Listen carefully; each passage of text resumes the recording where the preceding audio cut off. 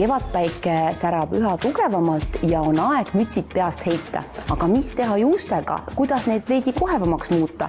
Siin tuleb appi Paul Rivera kohevust andev sari.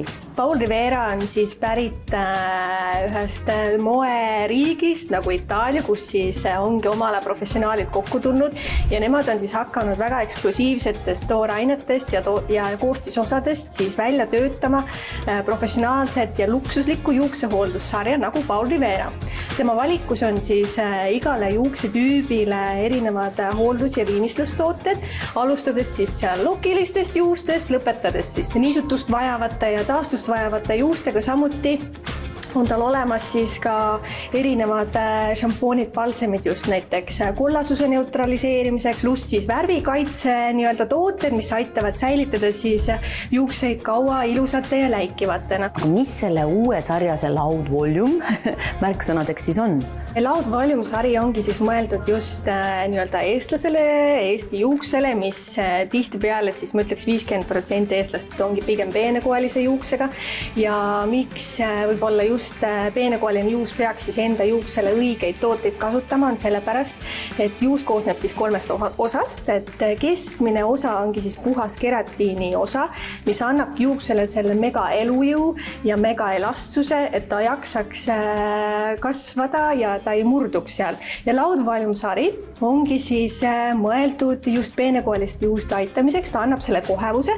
Aga mis peaks siis endale muretsema, et ma saan aru, šampoon, balsam, aga kas mingi asi veel annaks seda volüümi juurde? Paul Rivera tootesarjas ongi siis tõepoolest 3 erinevat toodet ja samuti on siis ka volüümisprei ja need kõik 3 toodet on siis väga-väga erilised.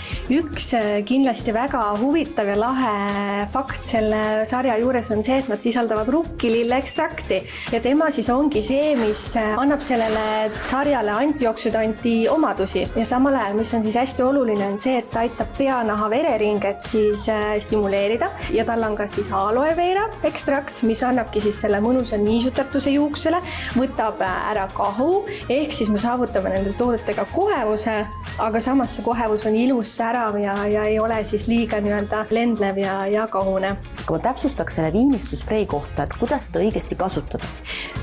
Paul Rivera viimistlusspreid siis saab kasutada märga juuksesse ja föönitame. Nagu ikka alati kõik igasugused kohevust andvad tooted vajavad ka natukene siis fööni kuumust sinna alla, et saaksid aktiveeruda. Sama on siis Paul Rivera Loud Volume volüümispreiga. Maksimum tulemuse saavutamiseks ma soovitaks kasutada siis šampooni, maski ja spreid siis samuti.